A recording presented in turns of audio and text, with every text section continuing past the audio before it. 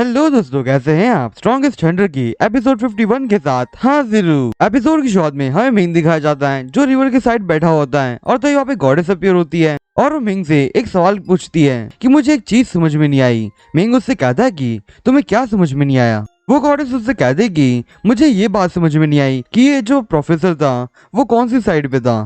Ming उससे कहता है कि तुम्हारा मतलब यह है कि तुम्हें ये जानना है कि वो प्रोफेसर अच्छा था या फिर बुरा था। वो गॉडेस उससे कहते कि हाँ तुम सही समझ रहे हो।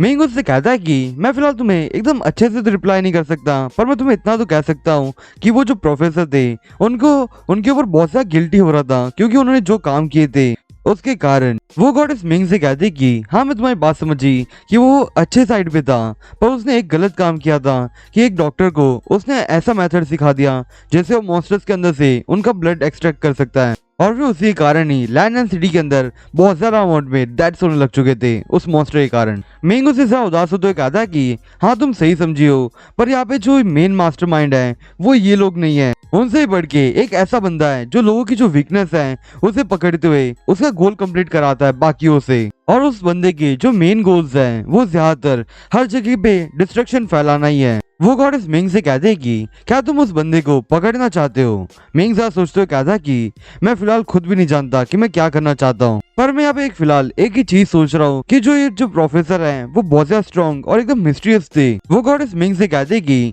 तो चलो मैं तुम्हें एकदम सिंपल वे में समझाना चाहती हूँ कि ये टीचर क्या करना चाह रहा था। ये सबसे पहले तो हमें ये जो मेन आदमी है जो इन सभी को कंट्रोल करा रहा है, अगर ये प्रोफेसर को सच में उसकी जो क्लूज थे वो पता थे कि वो कहाँ पे है और वो किस तरह के और भी क्राइम्स करने वाला है, तो ये जो प्रोफेसर है उसे पहले हमें बता देना चाहिए था अच्छे से और उसे अपने ऊपर ही ब्लेम लेने की कोई जरूरत ही नहीं थी। मिंग ज्यादा स्माइल करते हुए गॉडेस से कहता है कि मुझे ऐसा लगता है कि तुम भी अपनी जो साइड है वो चेंज करने लग चुकी हो। वो गॉडेस ज्यादा सोचते हुए कहते हैं कि अभी फिलहाल मैं तुम सभी ह्यूमंस को देखने के बाद ऐसा सोच रही हूँ कि तुम लोग भी बहुत ज्यादा टफ लाइफ जीते हो, क्योंकि तुम लोग यूनिवर्सल मॉन्स्टर्स से तो लड़ते ही रहते हो, पर साथ ही साथ तुम्हारे बीच में कुछ ऐसे धोखेबाज होते हैं जो तुम्हें बहुत खतरनाक तरीके से हार्म कर सकते हैं। और अगर तुम फिर हमें गॉड्स को देखते हो तो हमें बिल्कुल भी कोई ज्यादा प्रॉब्लम है नहीं, पर हमेशा से एक जो एनिमी है उसकी तरफ ही हमारी ज्यादातर प्रॉब्लम रहती है, पर हम लोग कोशिश करते रहते हैं इसको फिक्स करने की। मिंग से हंसते हुए कहता है कि तो तुम्हें देख के तो ऐसा लग रहा है कि तुम हमारी साइड पे आती जा रही हो। वो गॉडेस ज्यादा गुस्से में आते हुए मिंग से कहते कि तुम मुझे कहीं भी अपनी साइड पे नहीं ले जा सकते, क्योंकि मैं एकदम इजीली तुम्हारी साइड पे आने तो वाली हूँ ही नहीं। मिंग जरा उठते हुए वो गॉडेस से कहता है कि मैं फिलहाल जाके आइसक्रीम खरीदने वाला हूँ और उसका जो फ्लेवर है वो वेनिला होगा और मैं अपने लिए एक खरीदना चाहता हूँ, तो क्या मैं तुम्हारे लिए भी एक खरीद लूँ। वो गॉडेस स्माइल करते हुए कहते हैं कि मेरे लिए 2 खरीदना। मिंग उस गॉडेस से कहता है कि अगर तुमने इस ह्यूमैनिटी को खत्म करने की कोशिश की तो तुम्हें आगे चल के आइसक्रीम्स नहीं मिलेगी और साथ ही साथ जो तुम्हें जितनी भी पसंदीदा चीजें हैं वो भी तुम्हें कभी भी नहीं मिलने वाली। और फिर ऐसा बोलते हुए वहाँ पे और भी डिशेस के नाम लेने लगता है। वो गॉडेस ये सुन के बहुत ज्यादा हैरान होती है और वो कहते हैं कि तुम तो एक डेविल की तरह हो, तुम मेरे को कितना ज्यादा परेशान कर रहे हो। और उसके बाद हमें अगले सीन पे दिखाया जाता है कि ये जो मिंग होता है वो अपनी स्कूल की लाइफ को पहले की जैसे ही जीने लगता है। वो हर बार की तरह लेसन्स लेता है, फिर ट्रेनिंग करता है और फिर अपने रूम में आके बुक्स पढ़ता है। और फिर तभी वहाँ पे जियांग खड़ा होता है जो वहाँ पे बहुत ज्यादा गुस्से में होता है। वैंग उससे कहता है कि तुम्हारे साथ क्या प्रॉब्लम चल रही है। जियांग वैंग से कहता है कि अब ये जो ली है वो एकदम अजीब सा बिहेव कर रहा है और उसका लग तो कुछ अलग ही लेवल पे चल रहा है, पता नहीं कहाँ से एक 16 रैंक के हंटर ने उसे जॉब प्रोवाइड कर दी है। वैंग जियांग से कहता है कि ये जो उसे रिवॉर्ड में रिकमेंडेशन बैच मिला है वो क्या इतना यूजफुल है क्या।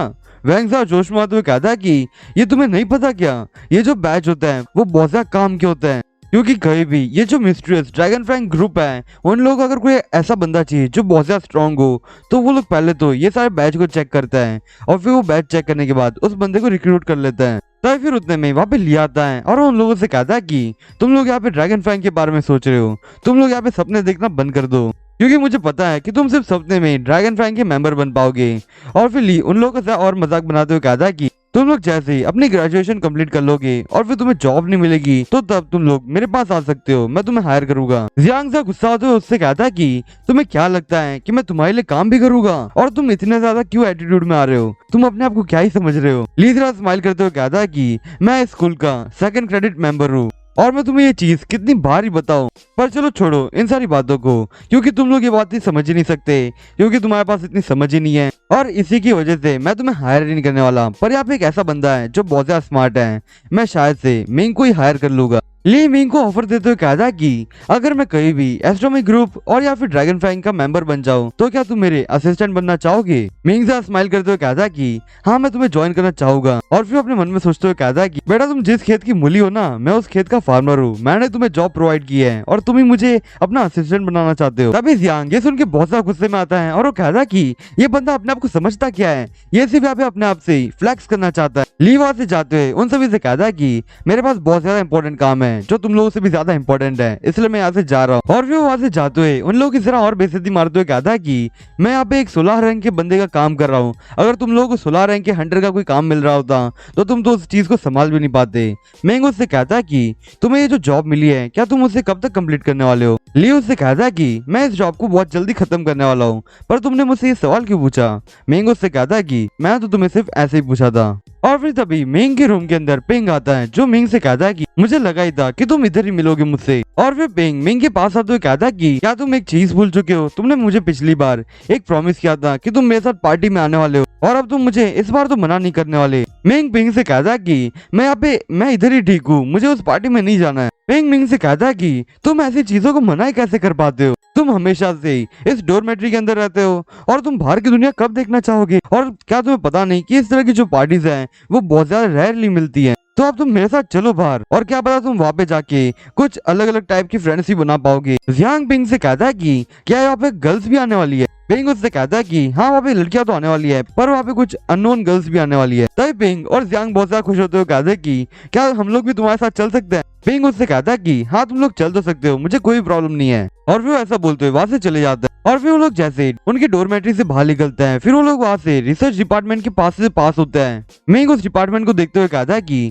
ये कितनी अलग सी बात है, क्योंकि जैसे ही ये प्रोफेसर को पकड़ लिया गया वैसे ही तभी वहाँ पे उनकी जो जितने भी लेक्चर्स थे उन्हें एक दूसरे टीचर के साथ रिप्लेस कर दिया गया है। और तो और ये सारे जो स्टूडेंट्स हैं उन लोगों को बताया गया कि ये जो टीचर हैं वो कुछ नई चीजें सीखने के लिए गए हैं। और फिर उसके बाद हमें अगले सीन पे वो सिर्फ पार्टी में दिखाया जाता है। वैंग ये पार्टी को देख के बहुत ज्यादा खुश होता है और पिंग से कहता है कि पिंग क्या तुम बहुत ज्यादा रिच हो, क्योंकि ऐसी पार्टीज के अंदर जो कॉस्ट होती है वो $10,000 की हो सकती है। पिंग वैंग से कहता है कि फिलहाल मैं ये पार्टी नहीं कर रहा हूँ, ये पार्टी फिलहाल किसी और ने थ्रो की है। जियांग उससे कहता है कि ये किसने थ्रो की है। पिंग उससे कहता है कि क्या तुम्हें पता नहीं कि आज यहाँ पे फैंग का बर्थडे है। ये बात सुन के जियांग बहुत ज्यादा एक्साइटेड होता है और वो कहता है कि क्या तुम मुझे बता सकते हो कि तुम लिन को बहुत ज्यादा अच्छे से जानते हो क्या। फैंग उसको रिप्लाई करते हुए कहता है कि फिलहाल मैं उसे जानता ही नहीं हूँ, हमारी जो फैमिली है उन्होंने पहले से ही उनके साथ मैरिज करके रखी है। फैंग ये सुन के बहुत ज्यादा हैरान होता है और वो कहता है कि इसका मतलब कि तुम्हारी शादी उसके साथ हो चुकी है। फैंग जरा हंसते हुए कहता है कि अगर तुम लोग मेरी बात करते हो